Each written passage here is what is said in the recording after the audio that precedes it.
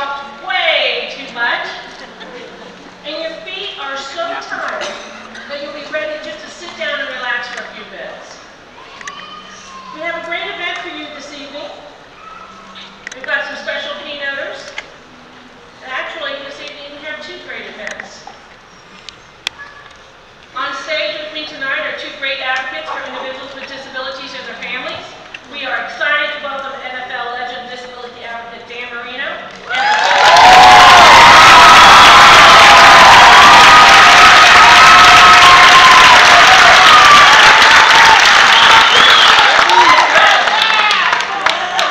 and continue to get it right back out to Senator Bill Galvano.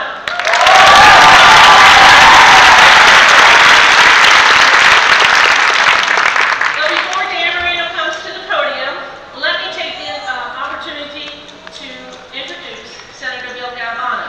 Let me tell you a little bit about the senator. He represents District 26. That's a number. I want to tell you right now, he represents every single one of us in this room. We could not have found a better advocate.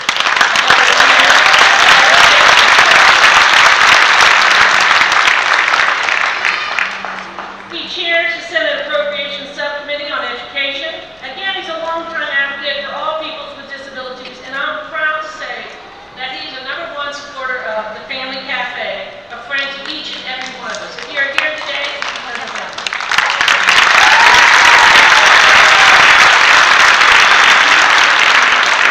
Senator, please, let me please welcome you to the podium. Everyone, Senator Bill Galvano.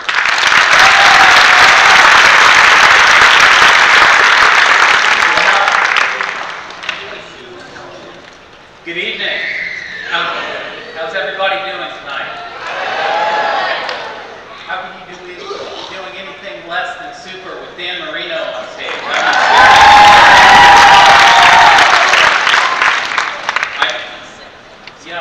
Hey, somebody needs to teach Lori how to take a selfie.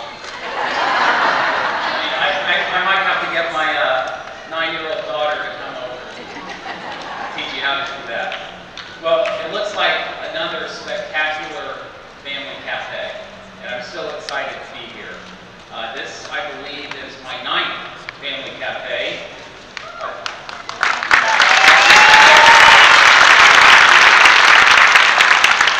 I started coming as a freshman in the Florida House of Representatives, and at that time, Governor Bush actually made me aware of it, and I came and I've been hooked.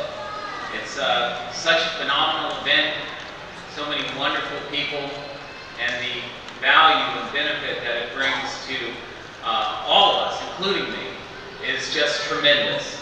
And so when Lori says, talk about your legislative priorities, let me tell you, my #1 priority is to continue to fund Family Cafe.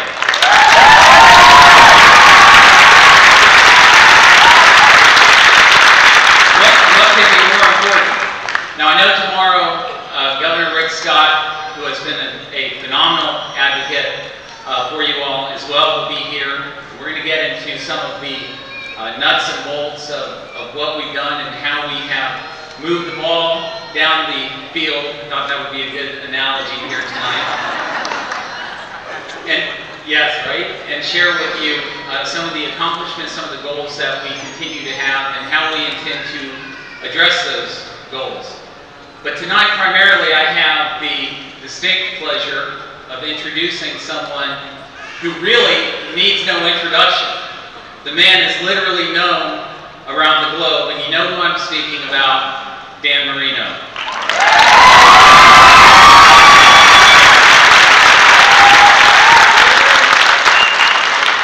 You know, it seems like I've always known of Dan Marino, whether it was from his days at the University of Pittsburgh, his 17 seasons. You can clap for that too.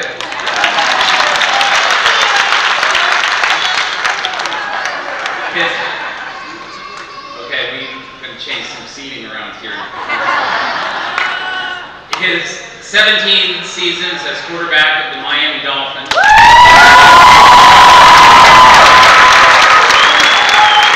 All including league records like throwing for almost 59,000 yards. 51. But who's counting, right? 408 touchdowns. Board winning. I think I got last year's introduction. No, but needless to say, the man is an absolute sports icon.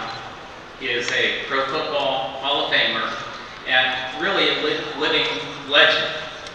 But I got to know a different Dan Marino when I entered public service.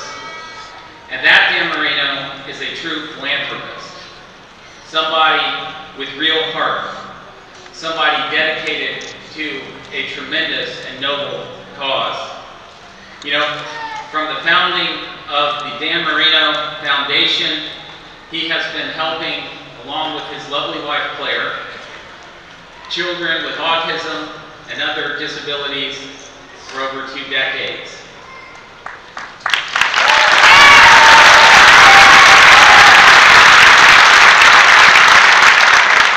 His foundation has put, here's another number, maybe a little shy, I guess, $22 million in research, services, and treatment programs.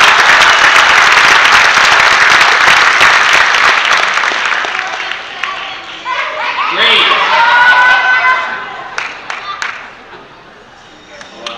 Yeah, see, I'm not trying to overpromise here. Through partnership with Miami Children's Hospital, the Dan Marino Foundation established the Dan Marino Center, and another number, serving at least 25,000 children every year.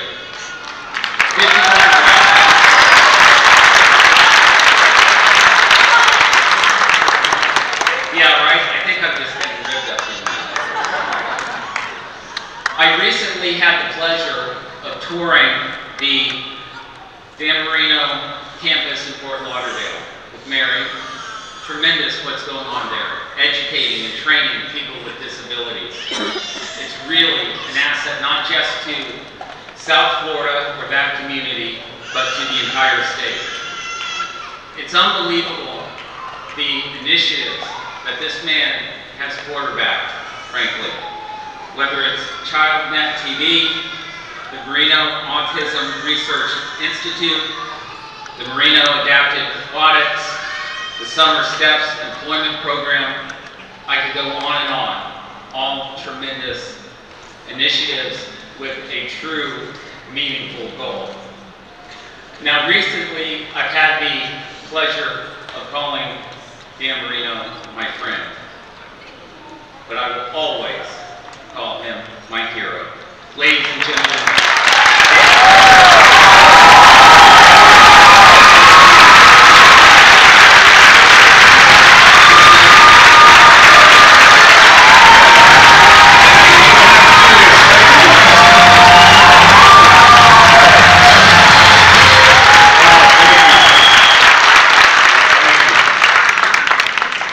first of all, let me say it's a pleasure being here. I was supposed to be here last year, and last year we had plane issues. Our plane got sick, so couldn't fly up here. And I felt bad about that, and was really looking forward to being here today and being a part of this weekend. And Lori, the Family Cafe, everything that you do, and all your staff, I want to thank you for letting us, the Marino Foundation, myself, be a part of it. And well, thank you. You can tell that over the years, it's been 16 years now, it makes a huge difference in so many people's lives, and that's what this is all about, right? That's what it's about. And one of the, well, a few main reasons I'm here too is our foundation, the Dan Marino Foundation, with Mary Barton and our staff and stewards presenting this weekend. It's been such a great part. Realize stand up. Susan such close to that now is such a big part of it. You guys stand up.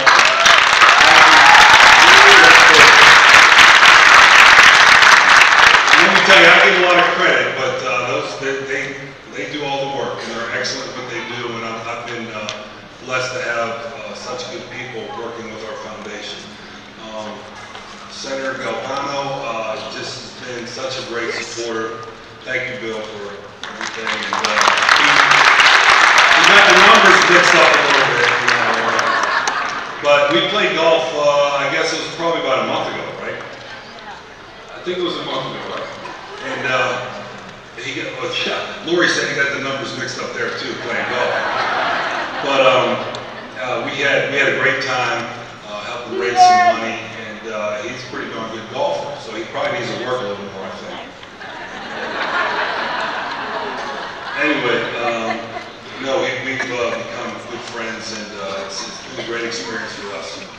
Just want to talk a little bit about my experience, and I know all of you have, you know, pretty much the same experiences of dealing with family issues with children and disabilities. And, you know, I've been extremely lucky, really lucky, because my son Michael was diagnosed with autism at 2 years old, and I believe it was 1988 or 89.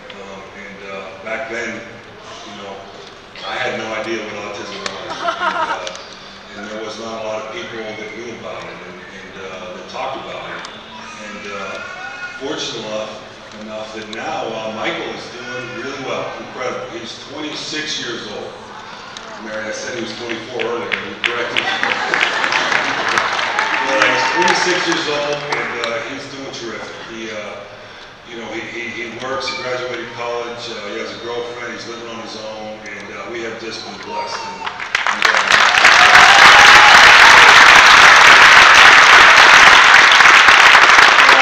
think because of that reason, and because early on, just everything, you know, when you have an issue with your family or with one of your children, that you try to just dive in and do anything you can to help improve their lives and do the best you can to make them, you know, to make them to succeed in life.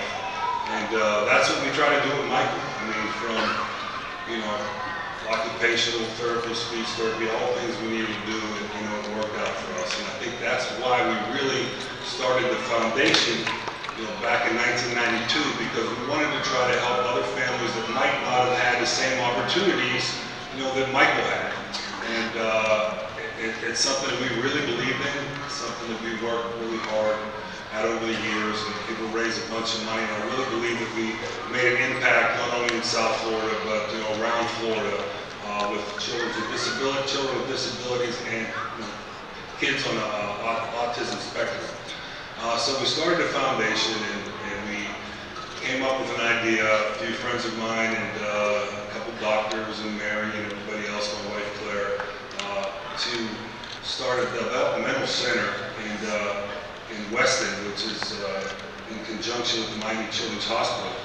And we see, like Senator Galvano said, we see about 4,000 kids a month. And there's no better feeling in the world than when you go there to the center and you walk out of the center and you see, you know, a mom and a dad, or you see a little kid, and they come up and they say that, you know, this place has really made a difference in their lives. And, you know, that's better than winning any football game, believe me. Just to get that feeling.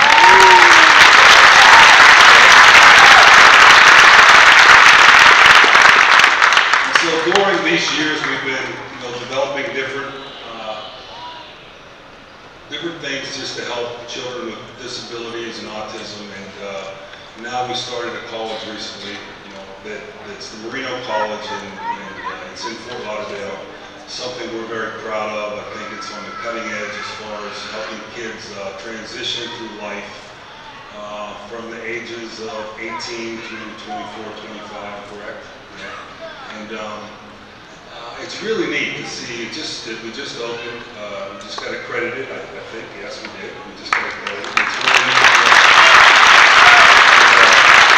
just to see the electricity there when you go into the school and you see the kids and the atmosphere and the things that are getting done and the work that's being done. It's pretty special. And it's something that was a dream of ours, just to get to the point where we can give children a chance to succeed. And it's about not only get an education, but it's also about creating life skills and getting an opportunity to work and be part of, our developing society and develop our personalities as young individuals. So it's our first year. We're very excited about it. We're going to continue to grow. We're going to continue to raise money. It's something that we're all proud of, and hopefully you all can come and see it and check it out and to see what we're doing there, because I think it's something that's just cutting edge, and it's going to continue to develop. The one thing, the message I would give today is all of us in this room, and it really stands for everybody. Don't let anybody in your life tell you you can't do something.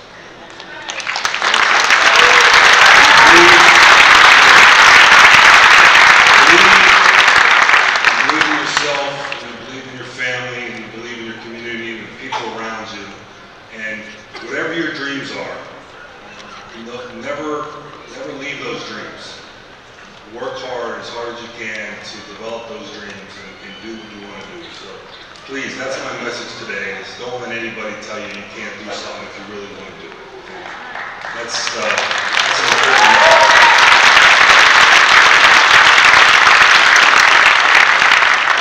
So I thank you all for having me today, Family Cafe. It's been a great experience. I'm sure you guys are looking forward to a great weekend.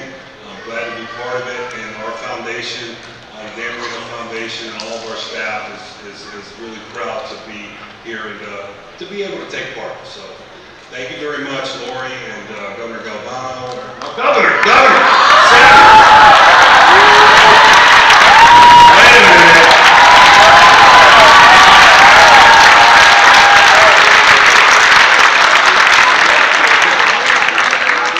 Thank you, Bill.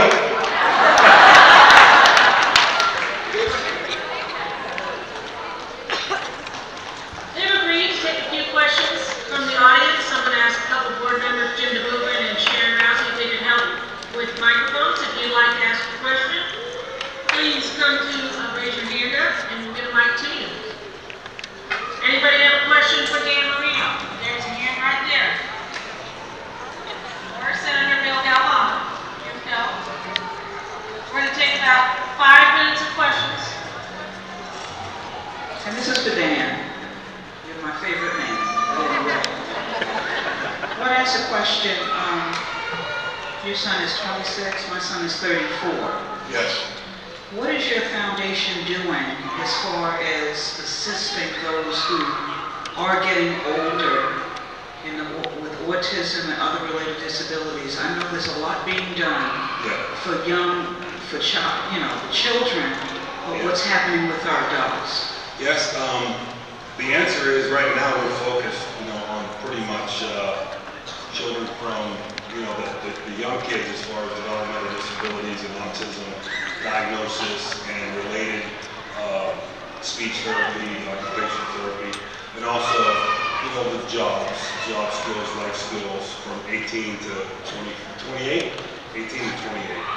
And we're just gonna have to look into that, as far as, so that's, our focus is on that right now. And I'm sure there's ways that you could talk to Mary and talk to Susan, and they can help you with some of that. Thanks.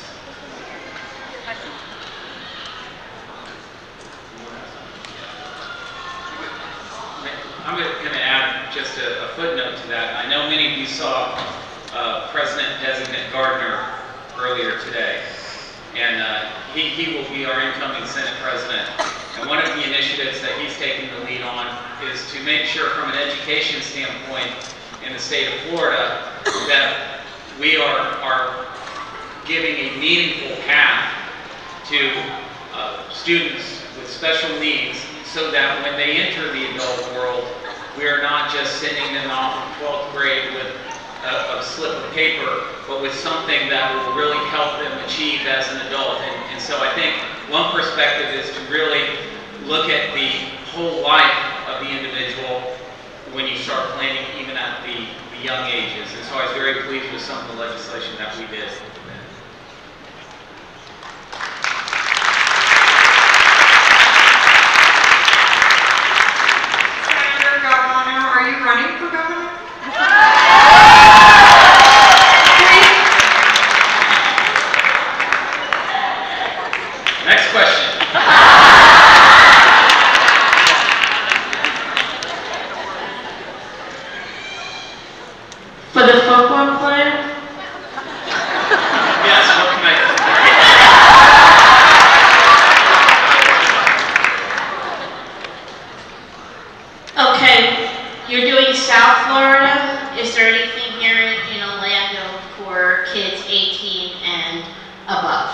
So I'm actually not sure of that, but we are talking about doing that. What we're doing a model program that we believe that can be duplicated around the state of Florida. And we talk about that with a lot of the people in place in Tallahassee that believe in what we're doing, is very supportive of what we're doing, and we really think that it's a model program that we could move around the state, and not only around the state, and other places in the country, is really make a difference. So I don't believe there's anything like it right now here, right, guys? No. There is the CCF, there's a transition program. Is there? Yeah, okay.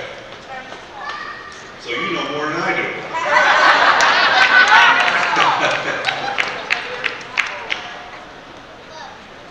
Mr. Marino, Yes. could you talk a little bit about how you helped your son navigate adolescence socially? Okay, Gloria? Can you ask that again? Could you talk a little bit about how you helped your son navigate adolescence socially? Yes, adolescence, yes, socially. I think one of the big advantages for Michael, which really helped, was we had a big family, to be honest with you. And he had an older brother, and he had a younger brother and a younger sister. And I think just being around them as he was younger kind of forced him in certain instances and certain social situations to develop and learn social skills that way. In a way that I think maybe other kids might not have had those same opportunities. I think it's something that you just you try to help develop with your child as much as you can, and put them in situations that's going to help them, like you said, navigate socially, and just try to be as honest as you can to them about it. But I think being around other children and being around other kids in those situations helped him a lot. It really did.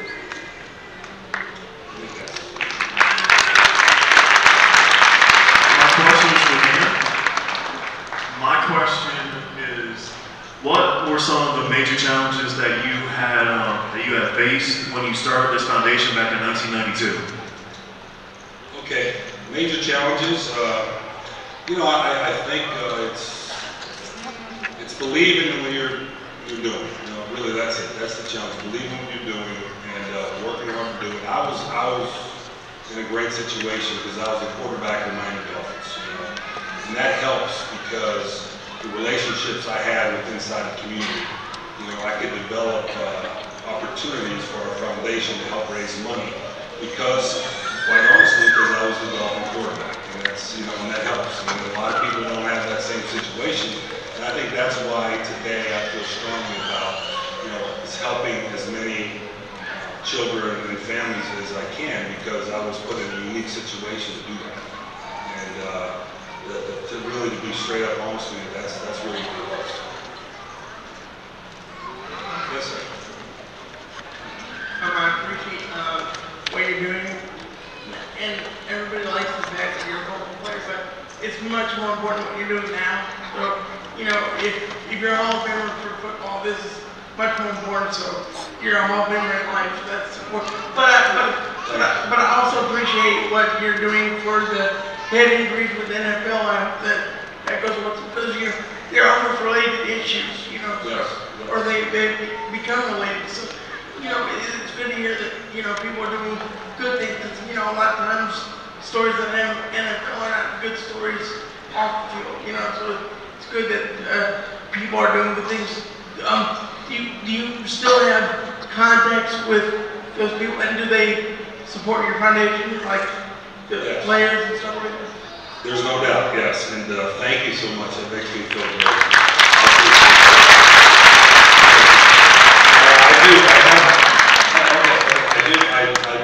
There is many players, NFL players, that help with our foundation raise money. And for example, I saw Jim Kelly last week, and Jim Kelly's going through some struggles right now, and I've always went to his golf tournaments to help him raise money for his charity. So the guys, throughout the communities in different cities have always been there for us to help as much as they can. And that was an excellent question. Thank you. Thank you for this.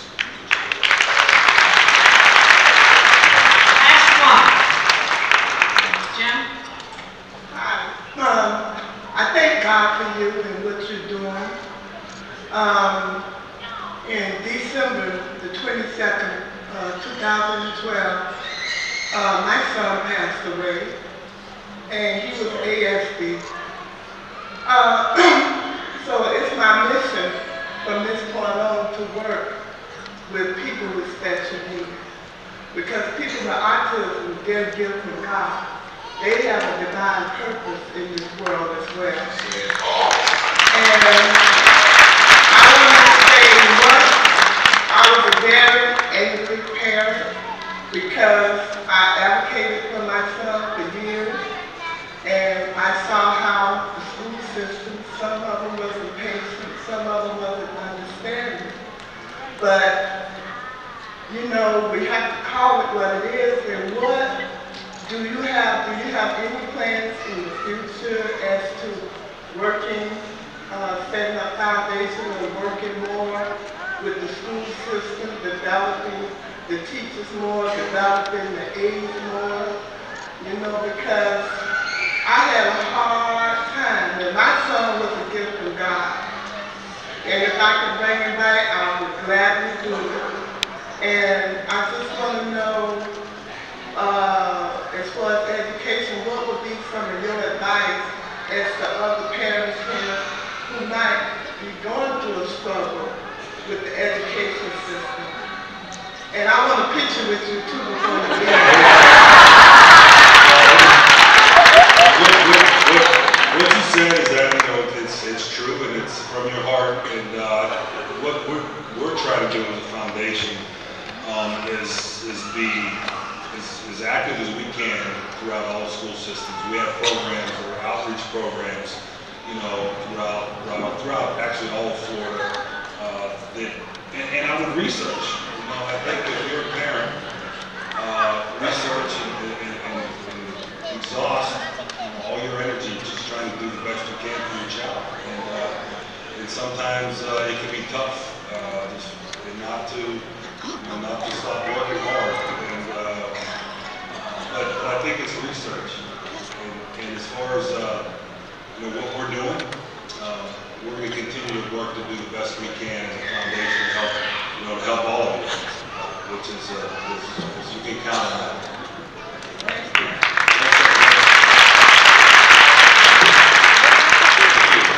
I just wanted to add to that. We learn a lot at the state level from the Marino Foundation and the other initiatives that he's involved with. And from those lessons, we're trying to incorporate them into our public school system. And that's a challenge that we have as members of the Senate, members of the House, and certainly the governor. So the impact that a foundation like this has and the lessons learned find their way into the classroom. You all just need to keep advocating. I need to keep advocating because we can do a lot better, but we have a great model to learn from.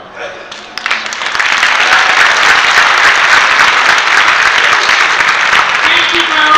Right now we don't have a vote, but we have Rita, and he's here to escort you all to the stage. He has a special presentation for you.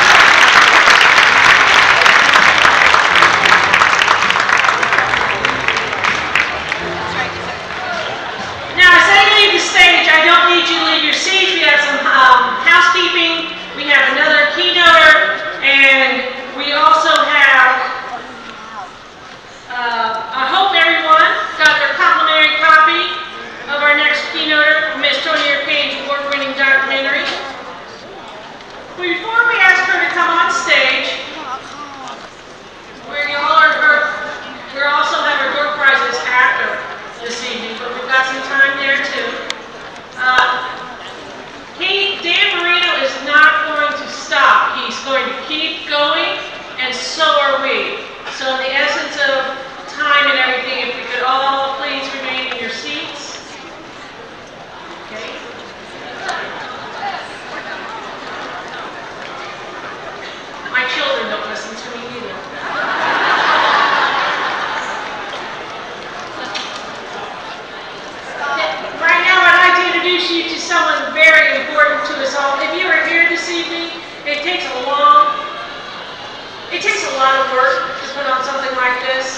takes a lot of support.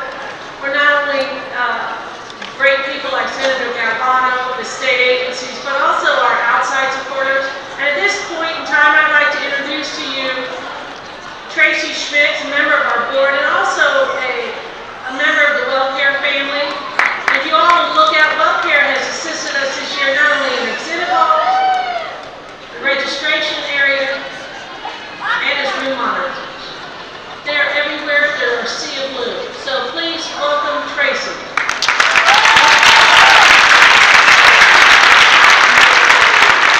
Thank you. I'm actually from Weston, Florida, so if everybody sits down, I'll give you his home address. If you sit down now, I'll give you his cell phone number. I don't really have his home address or his cell phone number.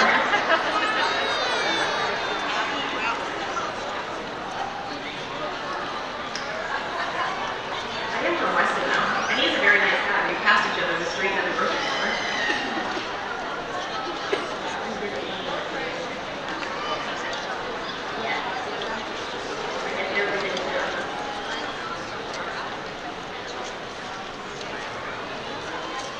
I was at a fundraiser recently, and the speaker said that everybody can give in a certain way. You can give in time, you can give in talent, and then you can give in treasure, or treasure.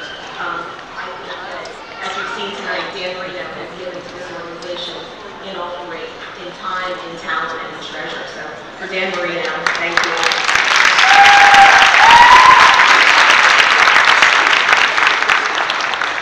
And I want to thank Lori for her kind comments. They're very appreciated.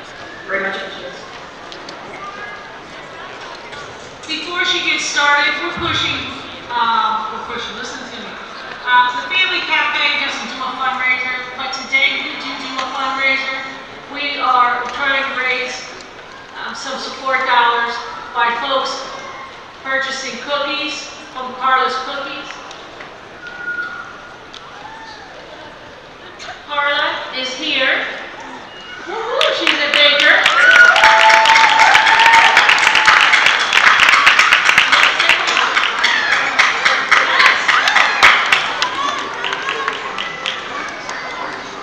Carla is the baker. Yolanda is the seller. You are the purchaser of the cookies. They're $2.50 each, 2 for $5. You can't beat them. They're available this evening and tomorrow. If you get a little hungry, you wait for dinner, spoil it, $2.50, just raise your hand and we'll be by to help you sell them. Thank you.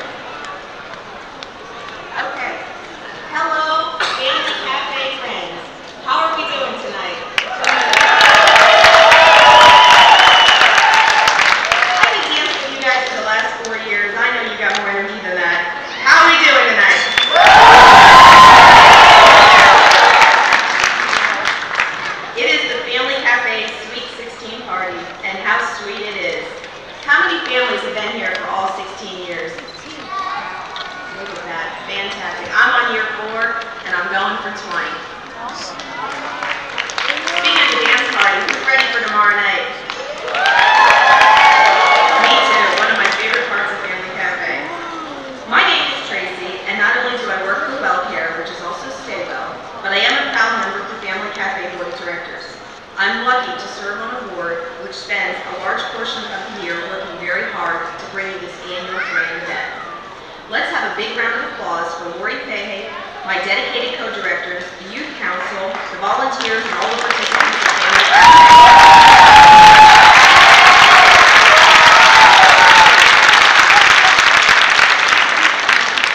It has been wonderful for me and my Florida team to join you again at Family Cafe this year. This year, more than ever, I have already heard from many parents, caregivers, and individuals who have chosen Stay-Well as their Medicaid health plan or WellCare as their Medicare health plan. For those who have placed their trust in us, we thank you. Trust in health plan is not something we take lightly. We understand your health care is not just about making medical appointments or paying the doctor's bills. Health care is personal, and for each person, health care may mean something a little different. Almost 12 years ago, I had been working in a health plan for about 10 years at a time when I was expecting my third child, 3 boys. Everything about the pregnancy was normal, and we were scheduled for cesarean delivery on August 23rd, 2002. Immediately following my son's birth, the obstetrician leaned in and told me that my son was born with craniofacial abnormalities and some related medical conditions. Like 1 in 700 births, our son was born with cleft. In his case, it was cleft lip, palate, and gum. And I was convinced I was the only mother in the world with a child born with this condition. I didn't want a cause, and I didn't want something I couldn't handle. But 3 days later, my beautiful 6.5-pound baby boy, my boo-boo bear as I call him, but everybody else calls him Landon, was having his first medical procedure and was fitted with an orthodontic device where his palate should have been. The device and a bonnet used bands to close the 13-millimeter gap that ran from his nose to his palate. The procedure had to be completed before he could begin several surgeries. For my family, healthcare has meant years of medical procedures, speech therapies, surgeries, palate adjustments, and more sets of braces and those little tiny rubber bands than you could possibly count. For Landon, I see a mom recognizing those. For Landon, we were very lucky to have a reliable health plan, family support, and advocates who changed Florida laws before our son was born. This personal experience and those of my colleagues are why we work in a health plan today. We know how personal and important healthcare experience is for each and every member who places their trust in WellCare and Stay-Well. Not only are we employees of the plan, but we're parents, volunteers, advocates, and caregivers. Very much like my son, many famous persons have been born with cleft, including Jesse Jackson, Joaquin Phoenix, Peyton Manning, Tom Brokaw, Cheech Marin, even Doc Holliday. But I would like to introduce you to my favorite cleft baby, who's no longer a baby, my son, Landon Castagna.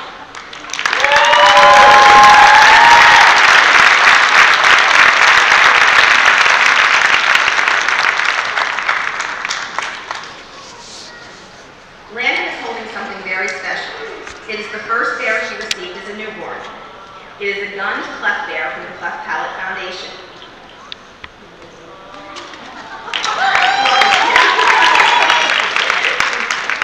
If you look closely, you can see a little stitch on the bear's lip. But if you look at Landon, you can see a beautiful smile where the stitches once were.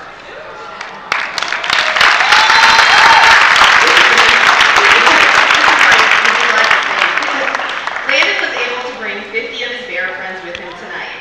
So if you or your child or someone you love is born with cleft, Landon and I would love the opportunity to meet you tonight and see your beautiful smile. After the last speaker, we'll be in the back of the room to present the bears. And on behalf of WellCare, Stay-Well, the Florida Medicaid and Medicare team, and my family, thank you for letting us be not only a part of your event, but a part of your life.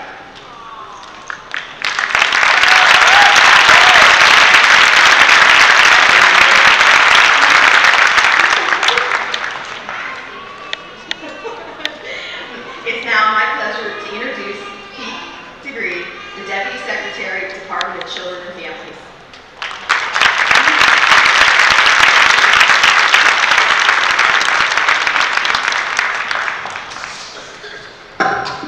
Lori, this is just an awesome event. I hope you're very, very proud. Let's everybody just have one thunderous cheer for Lori. It's great.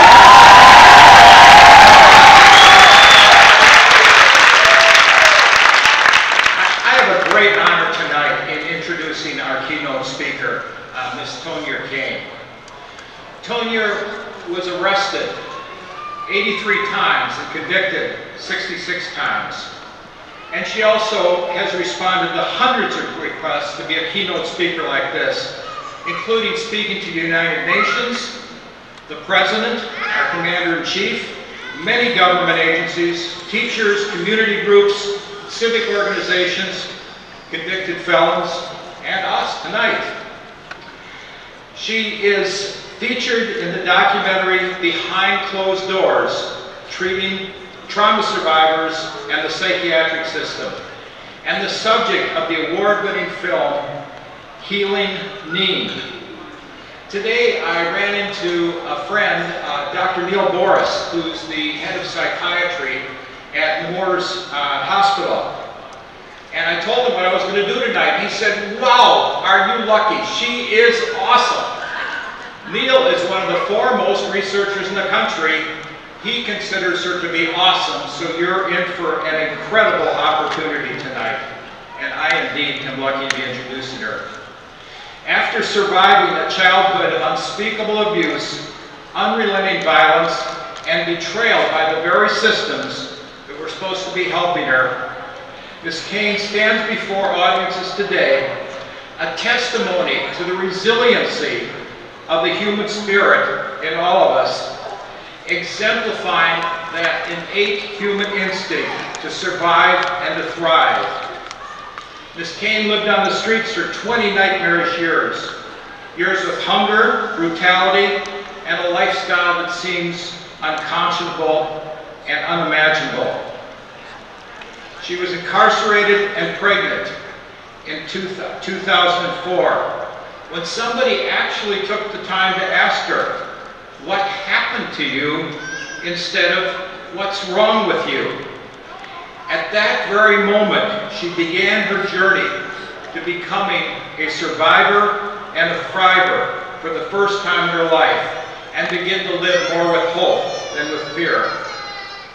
The impact of trauma is realized in every age group, every race, every ethnicity, every socioeconomic group, gender, community, and throughout the workforce. As Ms. Cain shares her story, audience members, that means all of us, will find our beliefs and our professional beliefs challenged. Her experiences illustrate the consequences of untreated trauma has on individuals and all of us, including mental health problems, addiction, homelessness, incarceration.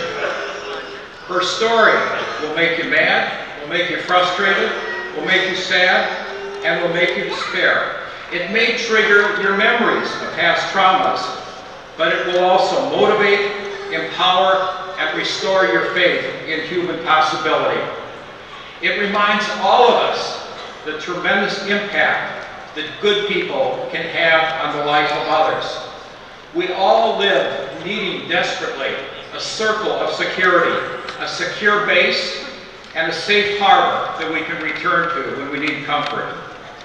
Ms. Cain, among her many, many accomplishments, is the team leader of the National Center for Trauma-Informed Care, which is developed by all the mental health directors in the country. She's a consumer advocate who speaks all over the world on trauma, incarceration, and recovery. She's the CEO and founder of Healing Need. She's featured in the documentary Behind Closed Doors, Trauma Survivors in the Psychiatric System. She's the subject and co-producer of Healing Need, a documentary that's been distributed on 5 continents and based on her life as she moved through the multiple systems of care. She's the executive producer of the film Walking Through Bullets and the recipient of many, many awards, including 3 proclamations, 2 from governors and 1 from a mayor. She's a trauma champion, a wonderful mom, a great leader, a great educator, and an inspiring champion. Will you please all join me in absolutely thunderous applause and cheering as Ms. Tonya Cain comes to the stage. Let's hear it.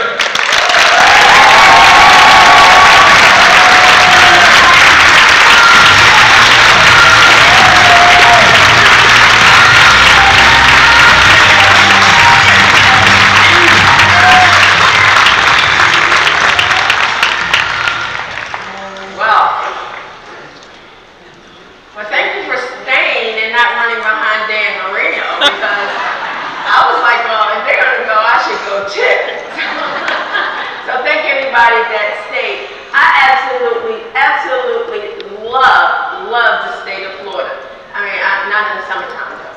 summertime. I really don't appreciate Lori calling me in the summertime. We could have had this conference in February, right? But I do. I am very passionate about the state of Florida. So years ago, I was asked to come out to help to work with the Department of Juvenile Justice to help transform the systems to be trauma-informed. I spent many, many years working hard and intensely working with providers here. The two proclamations that I have by governors are from your governors, from your former governor, Charlie Crist, and your current governor, Scott. So I absolutely just, every time I come to Florida, not only do I get to spend time with my best friends and my business partner, which is a great excuse, but I get to come and see the people that I absolutely, absolutely adore in this state of Florida. So I want you to give yourself an applause. Thank you, Lori, and your team for inviting me, and I'm just so pleased to be here. We can pull up my presentation. Did they go over Dan Marino as well? At age 9, I had created a belief system that I am nothing, I never amount to anything, and this is just how it's going to be for me. See, I knew that some people live in these wonderful houses on the hill and have these families that hug them, love them, and protect them, and some of us just lived in an alcoholic, abusive household like mine, and that's where you stay. I didn't believe that people could get out of situations. I really didn't. And I was the oldest, and I had 8 brothers, and around seven and a half, I always call it, brothers and sisters at the time. And my mother is an alcoholic, she always has been, and she would leave us sometimes in the household 2 or 3 days without coming home and checking on us, which left me in the household because I was the oldest to take care of my sisters and brothers.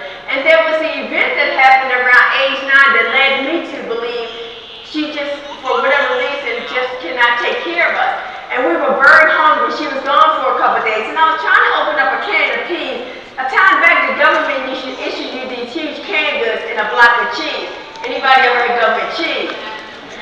Well, that's a good cheese. Well, we didn't have any more of that cheese. All we had was this huge can of peas. And I was trying to open it the way I always see my mother open canned goods because we didn't have a can opener. So what I would do is watch my mother, as kids do, and model after her in almost everything. So I'm putting the knife on top of the canned good and I'm banging it with something hard, trying to open it that way because that's how she opened canned goods. Well, trying to do this, the knife slipped. And as a child, 9 years old, when a child is cut, what do? They want to run to someone to take care of them, assure them that everything's going to be okay. Well, thinking this in my mother, I left out of the apartments and I ran a couple buildings down, and when I found her, she was seated at this kitchen table eating this huge fried chicken sandwich. And that's when I really knew that she wasn't going to take care of us, so I was going to make it my business. There was a lot of entertaining men in Afro-Nation. She was an alcoholic. She liked to drink. And they would bring her a bag of beer and a bag of liquor, but there were often times when she was passed out after hearing her singing and laughing, and I didn't hear her voice anymore.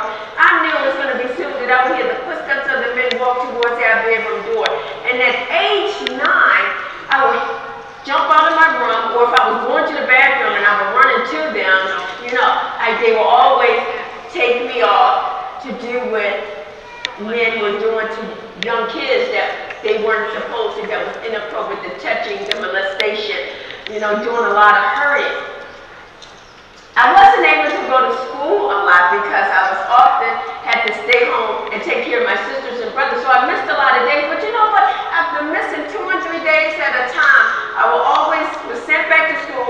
They were always giving me my missed lessons, always passing me off to next grade, but nobody ever asked, why? Why are you missing so many days, little girl? If there was any communication, there was no consequence because they just passed me off to the next grade. I also started drinking around age 9. I used to wander into the living room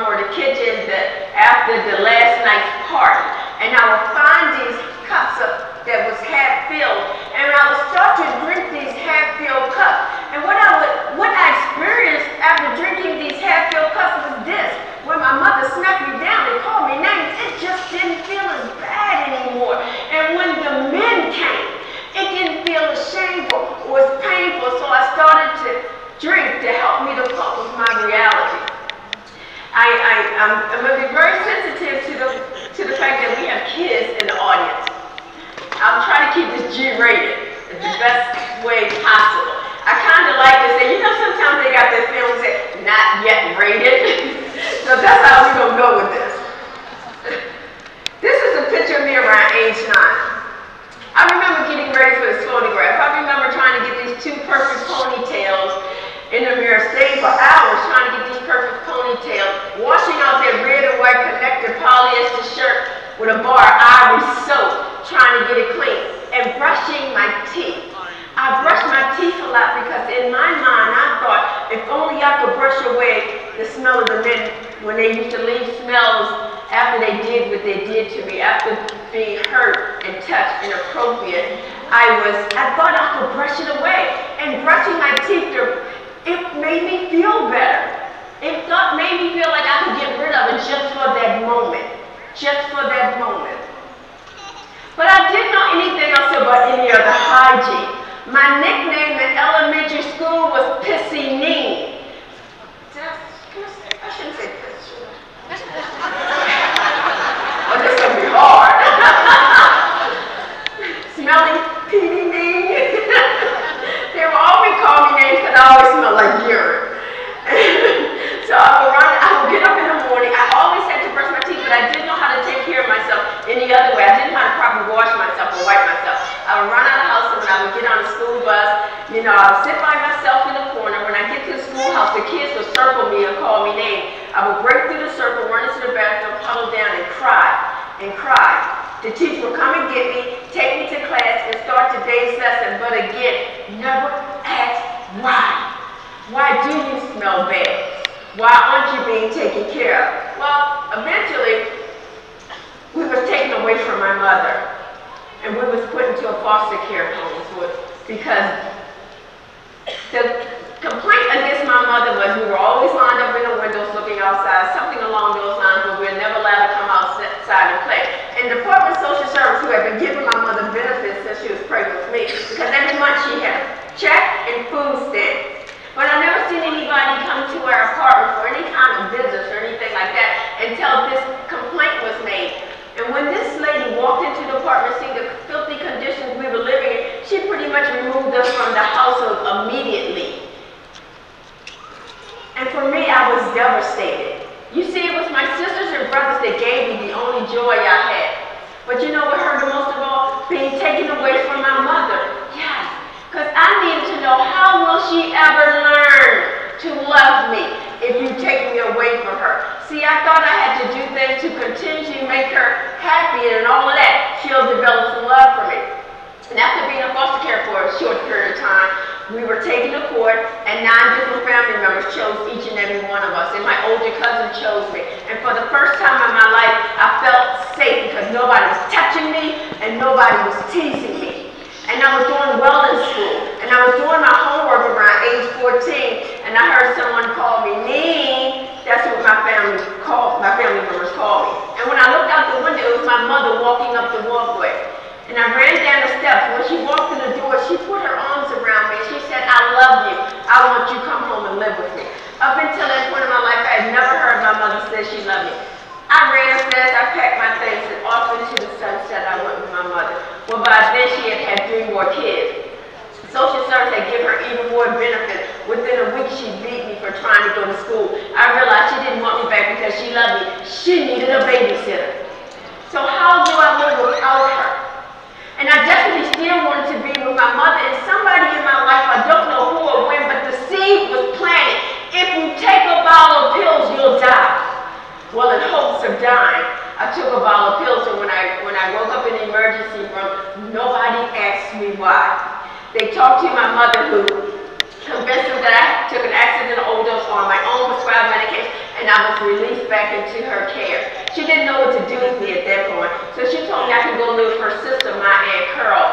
And I do poke my aunt. She calls herself a functional drinker, because what she said, as long as you can purchase it, it's not a problem at all. So. But when I moved into her apartment, she took care of me, she fed me, she sent me to school, and everything seemed like it was going okay. But it still gave my mother some control over my life. So she became really good friends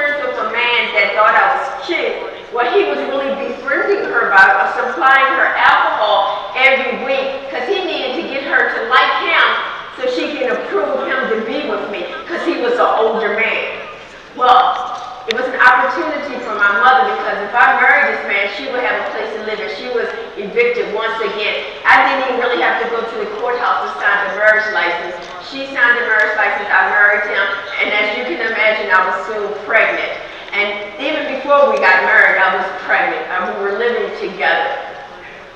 But there was this Prince Charming that I thought that could make everything good for me. Maybe he will protect me from all the other bad men in my life. Maybe I'll never be hungry again. Maybe I never have to smell bad again. He could be the answer to my problem. The only problem with this was this.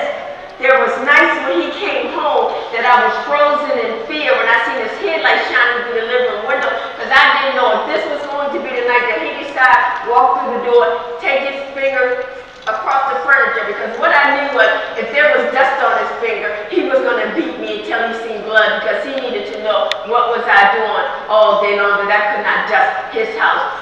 So there was many beatings for not dusting his house. So when someone came to me around age 19 and said, try this, it was crack cocaine. It was the answer to all of my problems.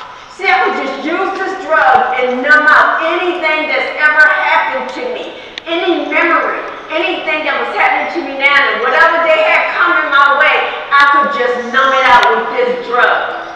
And I can tell you, I no longer got those beatings for not cleaning the house anymore, because after one hit of crack cocaine, I cleaned his house. I went upstairs, I cleaned the neighbor's house. I was outside detailing cars. I'm real good with the cars. I'm real good. But I don't want you folks to be lining your cars out in front of this hotel and talking about when you finish, can you hit me off? Because I'll no longer only charge $5. I'm going to let you know right now. But unfortunately for me, it introduced me to the criminal justice system. Yes, I do have 83 arrests and 66 convictions. They told me that I was going to spend the rest of my life going in and out of prison, or I was going to die in the streets. When I would leave a facility, they said, see you when you come back home. And when I came back, because I always came back, they said, welcome home, you want your old self, you want your old rubber rump. But you know, I still didn't understand what was wrong with me. Because people kept calling me that word crazy. They did, they would say, you're crazy, you're crazy. And it bothered me to be called that.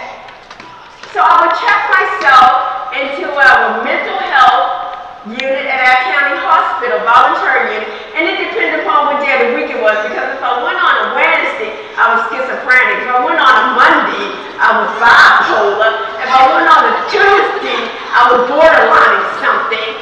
And it was usually the same psychiatrist, never got that. But I will always ask him, well, how do you know? And I would explain to him that I had been up for 7 days straight smoking crack cocaine. Well, see, they never allowed the street narcotics to get out my system before they truly gave me assessment or evaluation. But I guess you give to pay for it, because I ain't have no insurance, so.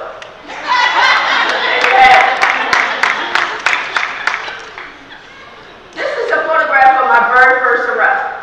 I compared this to a young lady I've been mentoring over the last few years. I have a good relationship with the police department now. We're real cool now. As a matter of fact, one of the detectives, we became very good friends when he found out the work that I was doing in the streets to help, people just like me. Reaching down, helping somebody up. That's all I was doing. And we became very good friends. So he would identify some of the women on the streets as my girls, the women that I was, going out and helping. And all I really would do was just go out on the streets and kind of talk to them and give them some inspiration and some motivation. But he will call me sometimes to let me know if something happened to any of the women that he called my girls. So he called me 11:45 one night. Now check this out. If you guys know somebody that used to smoke crack and they don't smoke crack no more, 11:45 is late. And we go sleep like you normal people now. We really do. As a matter of fact, my best friend would tell you at 8:30 I'm usually out. But he called me 11:45 and he said, hey Tony, I want to know if you can come down to the booking unit. I was like, the booking unit? I was like, hell, I better not say that either. I said,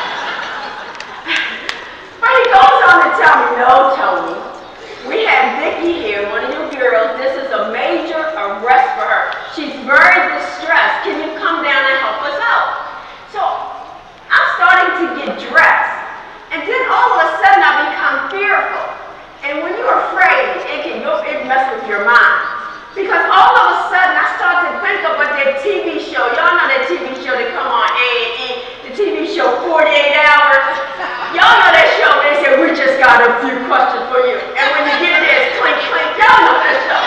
So I'm thinking they're trying to set me up and I'm becoming afraid. But I knew if she was there, she really needed me. So I go, and sure enough, she was there. And I'm watching her, you know, as they were trying to process her, I'm watching her, you know, she was faking a fainting, because you know, when we get arrested, we can faint on a drop of a dime. You do know that, right? We know how to stop our vital signs and everything. Thinking that this will change your mind. It never works, but hey, we're gonna put you through it anyway. So she's sending them through all these situations and the teardrops messing up the fingerprint, and they just threw with her. But I'm thinking about her first major arrest compared to mine. Even at a young age, I wasn't distressed at all. I said, maybe, just maybe, this time somebody will ask me, Tonya, what happened to you? Instead of what is wrong with you? Why can't you get it together? Maybe I feel safe. Maybe I'll get the help I need. I want to talk to you about being re-traumatized in the multiple systems I've been in. Check this out. I love the state of Florida. I don't want no problems. I do good folks. My daughter's back at one of the Disney resorts. I need to get back to her. This is my own personal story. This is not a personal attack at anybody that's in their profession. Any professionals out in the audience, we cool, right? We cool. Unless you was a provider 10 years ago in Anne Arundel County, Maryland, or we may have some issues. But if not, we cool, okay? I'm from Annapolis, Maryland, very small town. We the capital, there you go. We're beautiful little town, right? We're the capital of Maryland, yeah. Well, the one thing about Annapolis is, as nice as it is, they tuck in everything, the prostitutes, the drug addicts, the homeless people, all of us that, you know, have mental health illnesses, they just tuck us all in real tight and make sure we don't spill out into a tourist community. But it is a very nice town. But it's a small town. We have one police department. It's a type town that the police officer that arrests me, his father probably arrested my father, and his grandfather probably arrested my grandfather, just an inch above Mayberry. So when they used to arrest me all the time, they could be verbally, physically abusive. And there was an incident that happened where I had made a deal with two guys that had a whole bunch of crack cocaine, and in exchange for some of this crack cocaine, I had to perform certain sexual acts for them.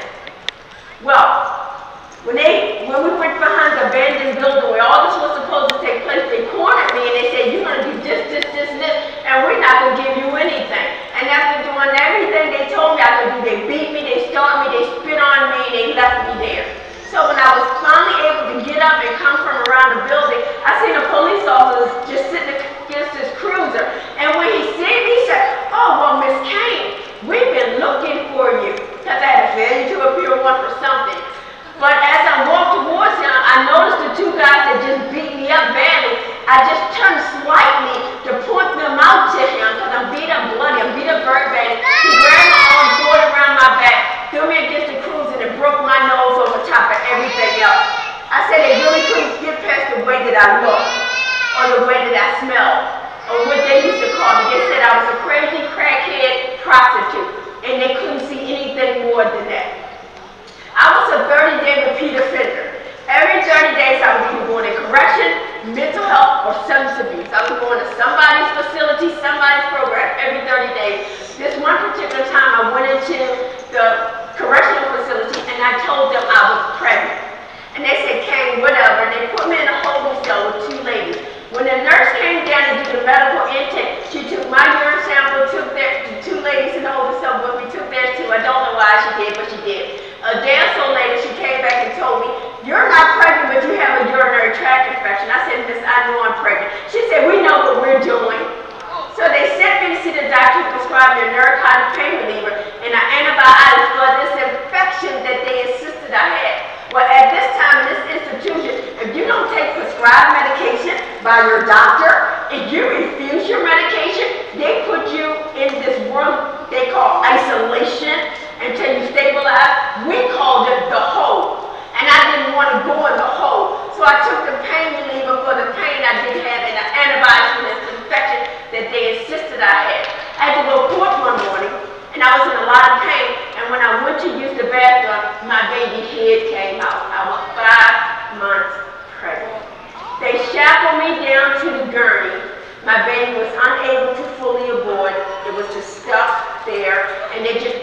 sheet on the bottom half of my body, and they allowed me to lay there in that situation with my deceased baby for 3 hours before somebody assisted me.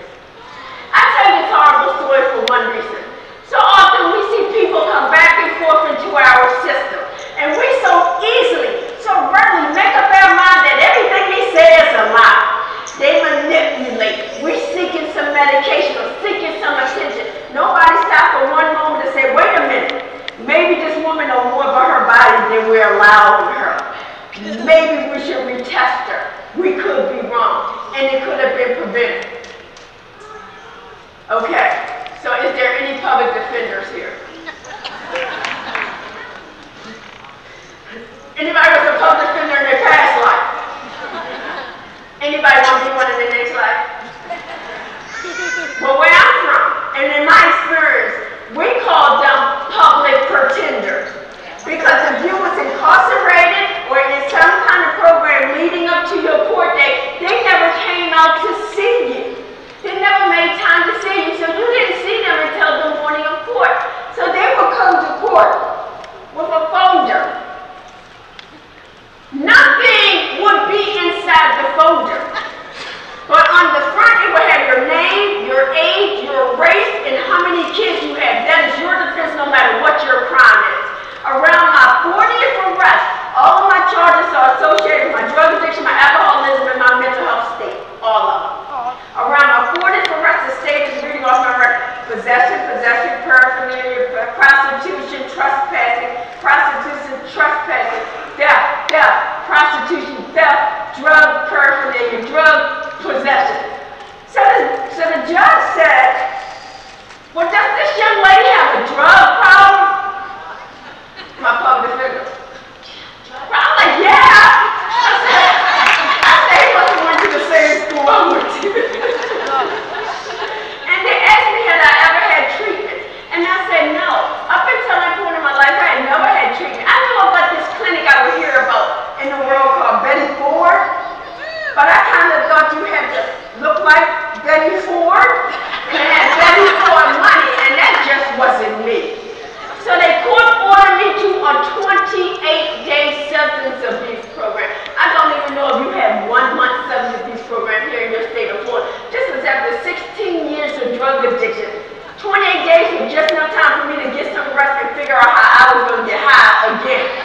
And since then I've been in a lot of 28-day programs, and they pretty much did the same thing. It takes them a first week, a whole week to tell you what you better not do in their program. There's all these rules and regulations. Most of them don't even make sense. So they give you this, they call it a mission statement, a mission status, and it takes them a week to tell you what you better not do. Around the second week, they would start to give us a drug education course. Yeah, they would tell us the natural names of the drugs that we were putting in our system. They would even show us pictures of the natural forms before they become street drugs. Yeah, because we need to know that. And around the third week, they would start to show us pictures of unsafe. Please stay on the word unsafe, because as addicts, we care about being unsafe. Unsafe homemade utensils that people make to get it in their system, and right before you leave, they tell you how it affects your brain. I don't need to know the natural form or what it looks like, what it's called, before it becomes what I need. Because when I need to get mine, I had to get mine to survive. I know how to get it in my system. That's why I'm in your drug program. And who cares how it affects my brain? Please somebody tell me how to live a different life, how to not come back and forth, how to not lose my kids or be homeless in the streets. Tell me how to change that. But you know what? This first program that I was court ordered to, when I got there, I felt a little safe. I felt like maybe they could help me, because I seen people from the streets that I knew, and I said they were worse than me. If you can help them, you can help me. And they were walking around sounding positive, and they was,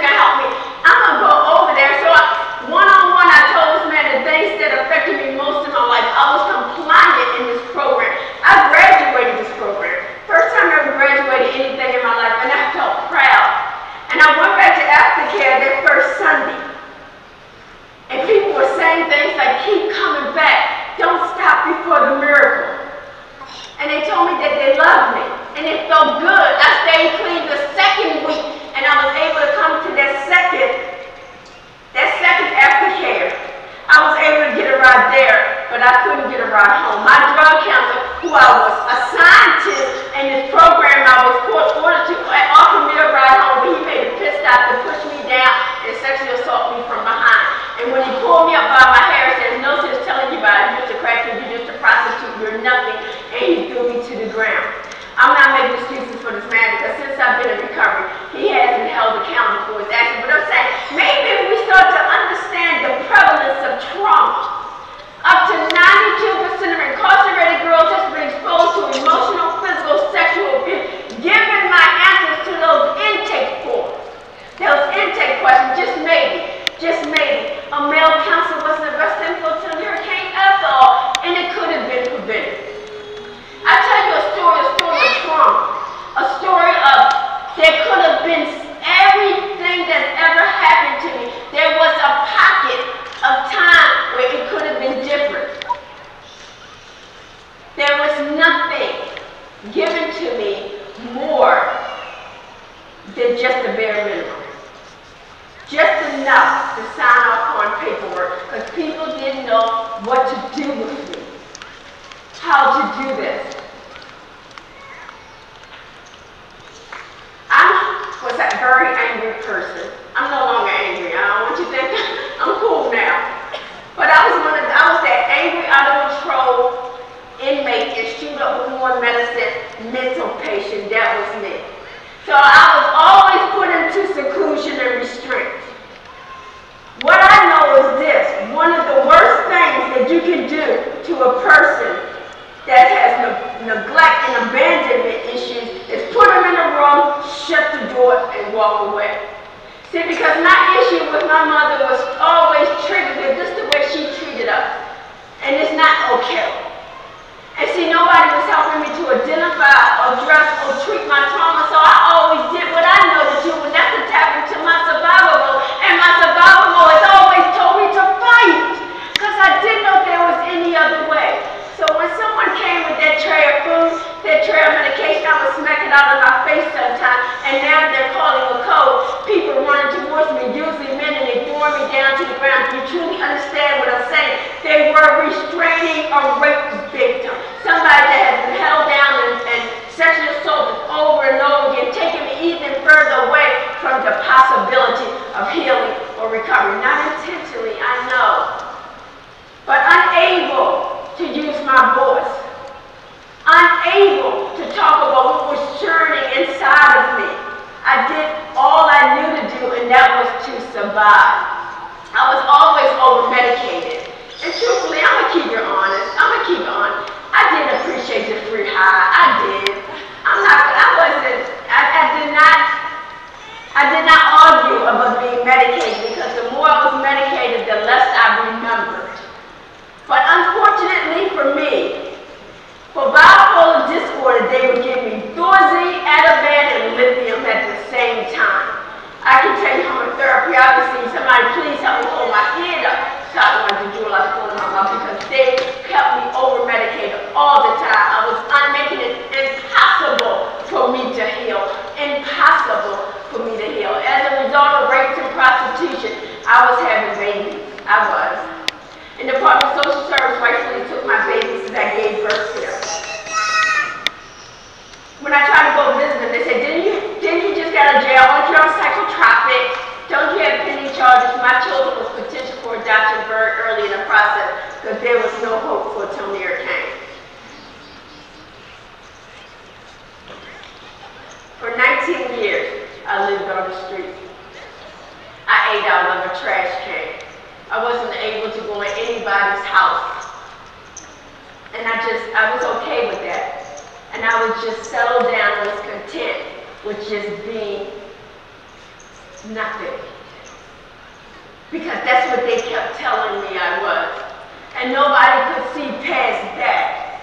Nobody was willing to look past that. They kept looking at the outward appearance. They weren't looking at what was inside. And as a result of that, they didn't help me.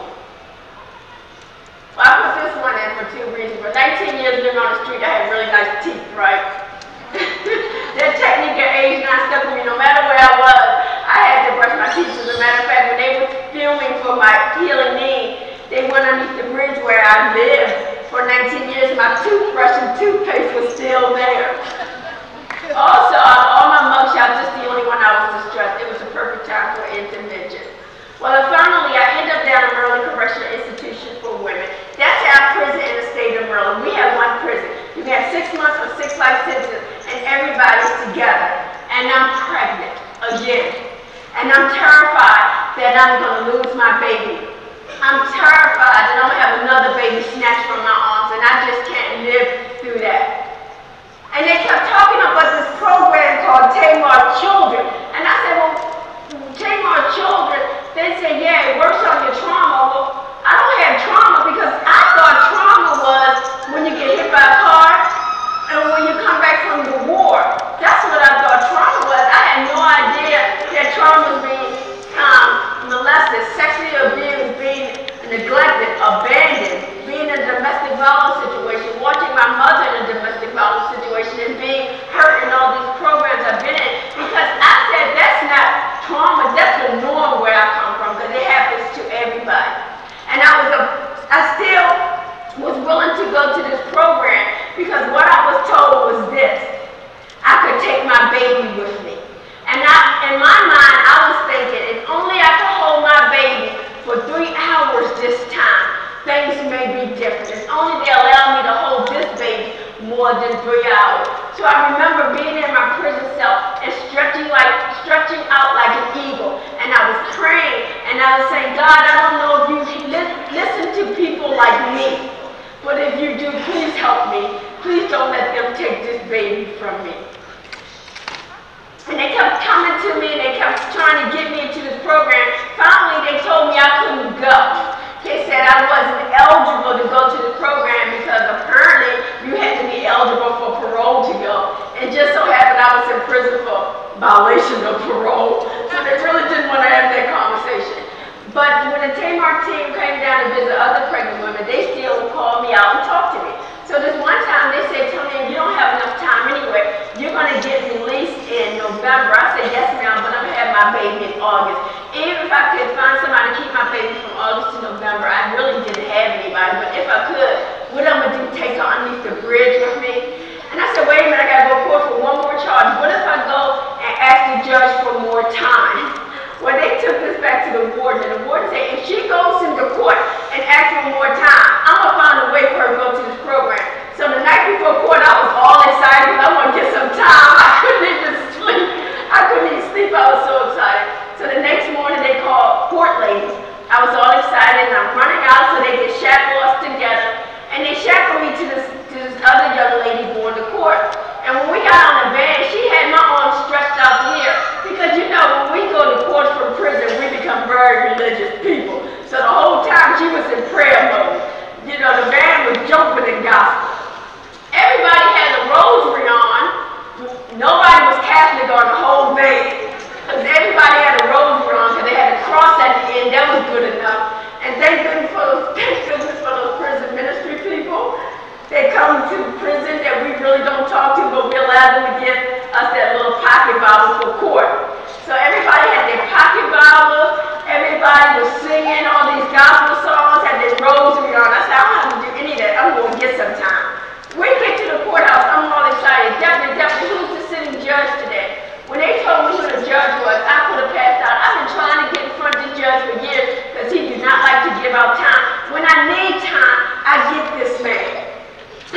So I started singing, Jesus, hallelujah. So let me get that necklace real quick. Let me get that cross. Because I was in my 8th month of pregnancy. And I knew, given my history with the protective service, if I gave birth in prison, I'll never get my daughter back. So I had no choice but to go in front of the judge to ask for more time. And he did. He gave me 2 more years on just a verbal promise from the warden that she'll allow me to go to this program. And she did. She kept her word. But when I walked through the doors of Tamar Children, somebody greeted me at the door and said, I'm so glad you're here. After 19 years of living on the streets and people shaking their head at disgust at me, somebody told me they were glad to see me. So when I met with my trauma therapist, the first thing she said to me was, Tonia, everything that happened to you as a child happened to you. You didn't do to yourself. And she said, now we're going to start to talk about the trauma that first affected you.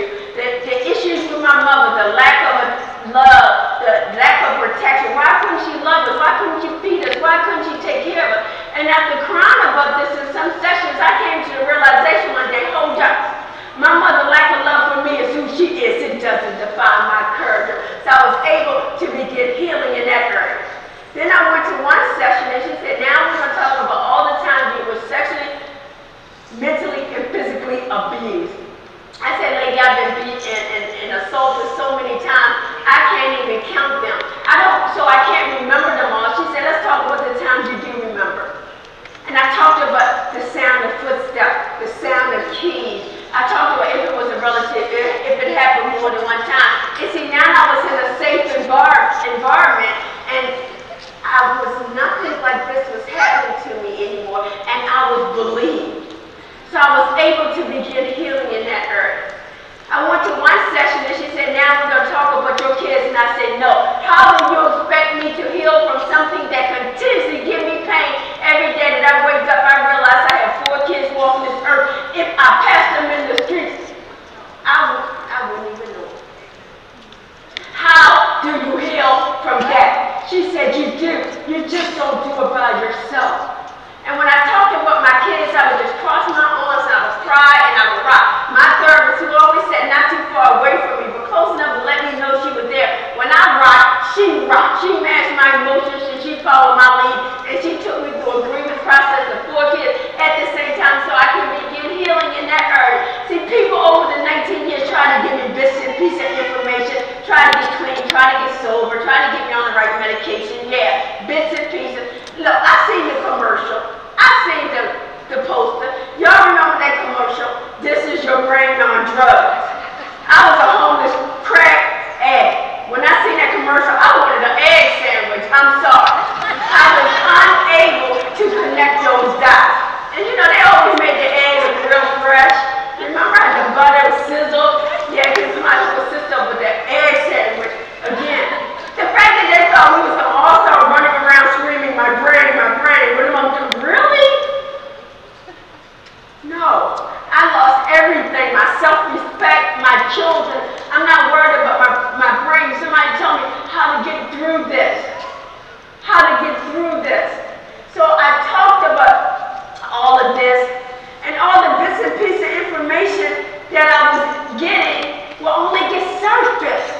I had so much pain, so much suffering, packed so tightly, the bits and pieces of information I was getting couldn't penetrate any of that to get down there, to get rooted, so I could build a foundation. So my belief system changed from I am nothing to I am somebody and I can be anything I want in this world. See, when my belief system changed, my thought process changed.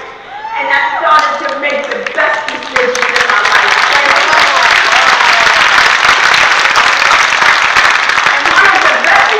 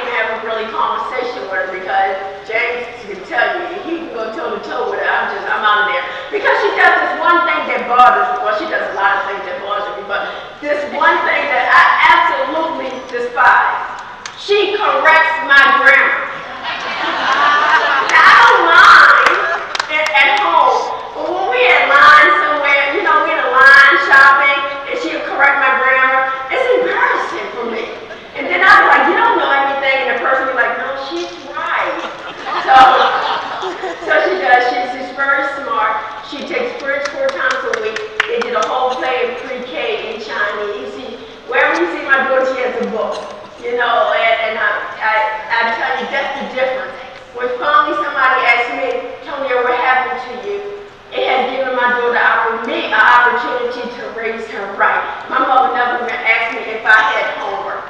She never did. We get to go to a lot of cool places. I mean, I really do. But you know, 10 years ago, I was out on the streets, eating out of a trash can, with all these diagnoses being misdiagnosed. That was 10 years ago. 8 years ago, I brought my first property. I brought my home. You see where I'm going with this. They treated my trauma with the hopes that I stay out their system, and it worked. But I often wonder, did they even realize that treating my trauma was going to break that generational cycle in my family? See, my daughter doesn't know what it's like to be hungry, not to be loved, not to be taken care of. And she goes to one of the best private schools in Maryland, so yes, I'm living their American dream. I brought property 2 years in my recovery and put my daughter in private school, the American dream. I'm in debt. There you go. Come on, I need the bridge from there and go and get with us. That's the American dream. I can go on and tell you all the wonderful things I accomplished in just the short 10 years. And that's cool. I am now a published author. You can actually pre-order my book on Amazon right now. I'll wait. No, I'm joking. We're excited about all the wonderful things. I am Vice President of Trauma-Informed Care, Vice President and founder of Trauma-Informed Care Centers of America. My business partners are here, where we're opening up trauma centers in the state of Florida. So if anybody wants any more information about that, please get a chick, because she got the business mind. They're right there in the front. And we're going to do this thing right in the state of Florida. We're going to make sure that the residents in the state of Florida are not going to get the bare minimum. See, we're not no longer talking about people being lazy gardeners for people anymore.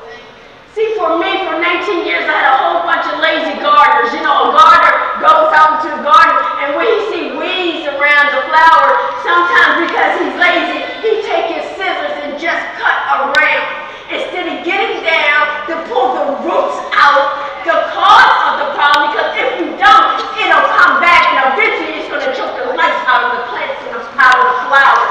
We are tired of people not being able to flourish. And we have committed ourselves to the state of Florida to make a change. I am an advocate for you, for your children, for your grandchildren. And we will not stop until every resident in Florida has the opportunity to have their trauma identified, addressed, and treated. That is our commitment to you, and I stand firm. I don't play when it comes to trauma. Anybody can tell you that. It's not about me. I'm going home in a couple of days. Tomorrow, yes, I'm going to be in torture. I'm going to Magic Kingdom. Yes. I won't be traumatized tomorrow. But then I'm going home. And I'm going to my beautiful home, open up my refrigerator, eat anything I want, and hug and love my daughter. It's not about me. I'm there. It's about those that can't right now. What are we going to do about those that can't right now? Enough of us are here to say, we're going to make this stop. We're going to give people true opportunities to heal. See, because we can achieve it, but they don't give us what we need to maintain it. We need to maintain these things in the community. So it's not about me, it's about all of those that still need that one thing. That individual treatment plan. See, our systems are set up sometimes to give us that one-size-fits-all treatment. It doesn't work. People need glove-fit treatment plans. Because what happened to me didn't happen to her. You can label rape all you want, but who raped me didn't rape her. What I remember, she remembers something different, so our children's going to be different. Our early warning signs and what we need to substitute self-regulate will be different because it was a different event. It was a different assault. So we need to work hard to make sure that providers understand that, so people can get what they need and not have that one-size-fits-all, have that glove-fit treatment. I keep this picture. It's not coming up. I keep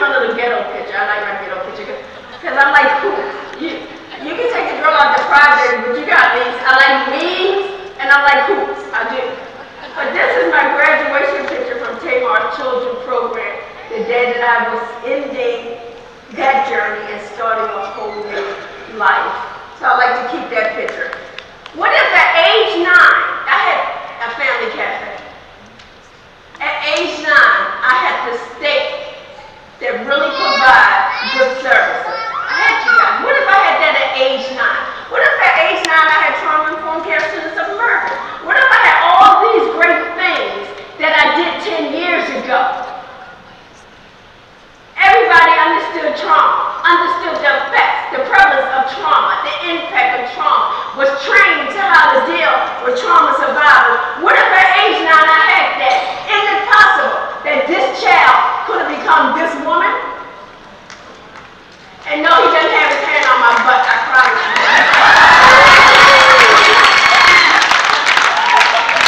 You can do a lot of work, right? You can say this like, no joke. President Clinton and I spoke at a conference, the same conference. Couldn't I become an international spokesperson with all that stuff in between, all the trauma, all the traumatization? Or this mom, not losing all my other kids. So my daughter no longer allowed me to go to Hawaii without her. I spent a lot of time in Hawaii. What's prevalent in Hawaii is the shaken baby syndrome in that culture. So I have spent I spent 4 different trips in 1 year helping that community, that culture to heal from that trauma that is damaging their communities. Look at those teeth, she's never had a cavity, she's the flosser. I had one more question to ask you, and I know I'm going to ask this, especially to the providers in the audience. If this woman was yet again coming to your program, coming through your doors, 83 times she's been on your caseload, crack addict, mental health consumer, lost all her kids, homeless, 83 times. My question to you is this: would you be able to look at her and see me today? Do we truly believe in the people that we serve? I can tell you, you're serving them and you don't believe in them. How can you expect them to do this? You don't have the right to deem somebody hopeless. Please don't give yourself that. That is not your right.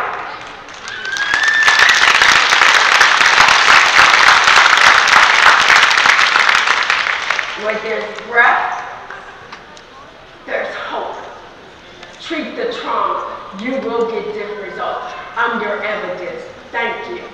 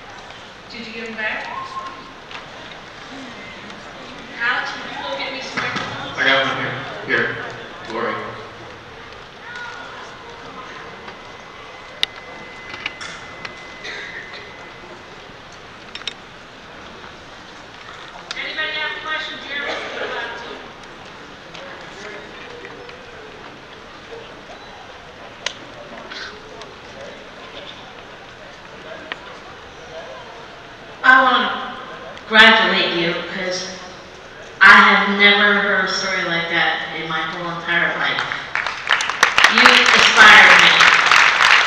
And I was married for 20 years before my husband is an alcoholic.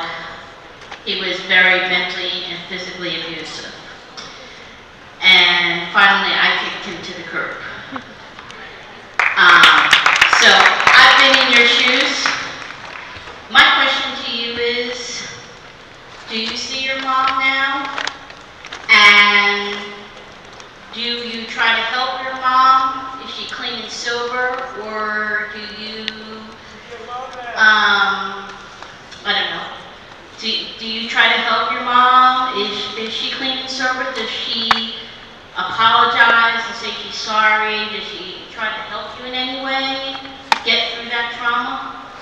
Yeah, I take care of my mother financially now. And I do it for 2 reasons. I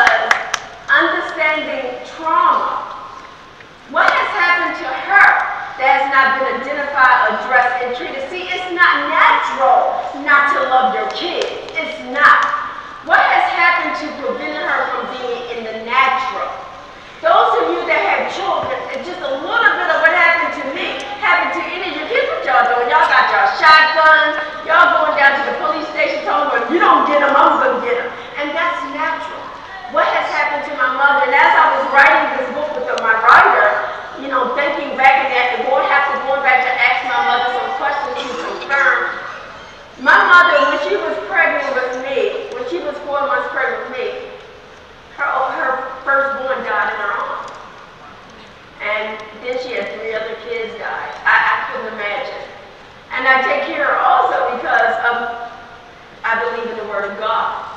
And he said, honor thy mother and thy father. He doesn't give you that footnote that said, they've been bad to you, ignore that. Not that I'm without sin, but I try to honor that because I get on my knees every night and say, Lord, forgive me. And I want to be forgiven, so I forgive. And most importantly, I love my mother. I have never not loved my mother. Our relationship today is a lot better. No, she ain't sober. No. She do her still. But it's a different level now. You know what I mean? She gonna be her. At this point in her life, I'm more concerned about her soul than I am with her sobriety. I keep it real.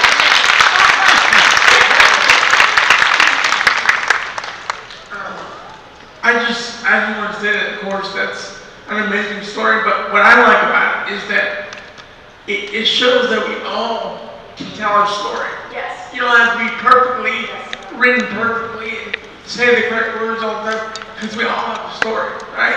So that means we should all be taken seriously also. You don't have to be the perfect house, the perfect, rich people, anybody. I appreciate that most of all, that you have the courage to tell your story, because if we don't tell a story, then it'll keep going on. It's like real life. Thank you. Thank you. Absolutely.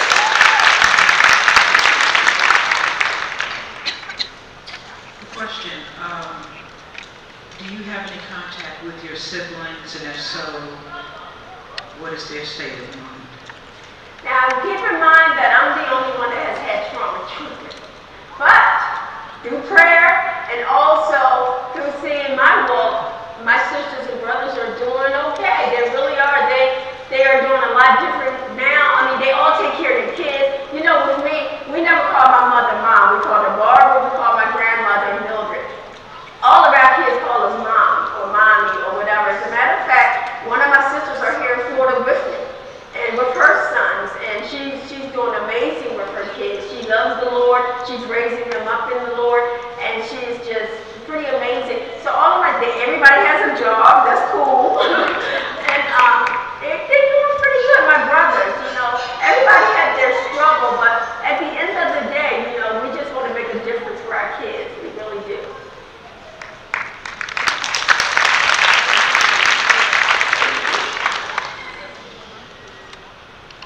I have to say, you are a truly amazing young woman that went through that, and I want to ask you what was going through your mind when you went through that, when you went through all this trauma, what went through your mind?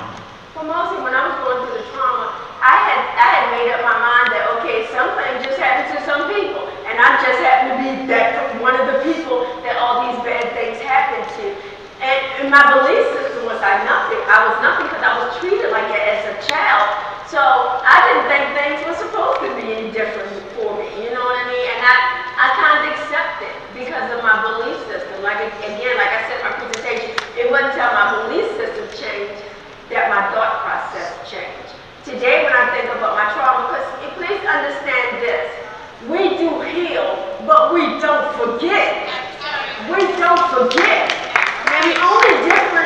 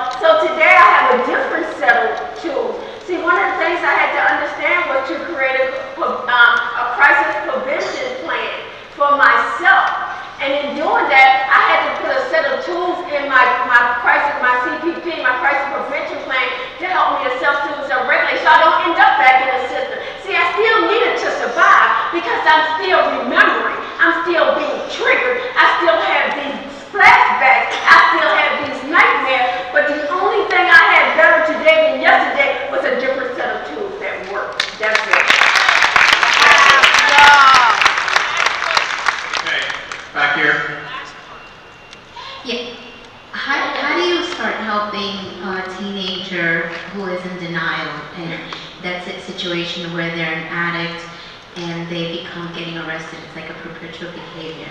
As a provider or as a family member? As a family member, as a mother. I always tell family members to get out of the way. That's always been my suggestions to family members. You continue to love them, support them, and show them that you believe in them, but get out of the way and let other people help them, because sometimes our love and what we feel should be for them could get in the way, and then you guys will go back and forth and tug of war. My suggestion is to find some resources, some real good resources. When I say resources, I don't mean like Googling something and going to the first. I mean really asking questions network, coming to the Family Cafe, really looking for different types of resources, because you know what? Don't listen to just that one resource, because it might help that person, but it ain't gonna help that person. You know what I mean? You need to find something that will help them. And as a teenager, you're not only dealing with that, you're dealing with the teenager. You know what I mean? And that's already, as I hear, I haven't gotten there yet. But if there's any glimpse of what a 9-year-old is, because that's how old my daughter is today, they're in trouble. So I always tell family, move out the way. Move out the way. Continue to love them,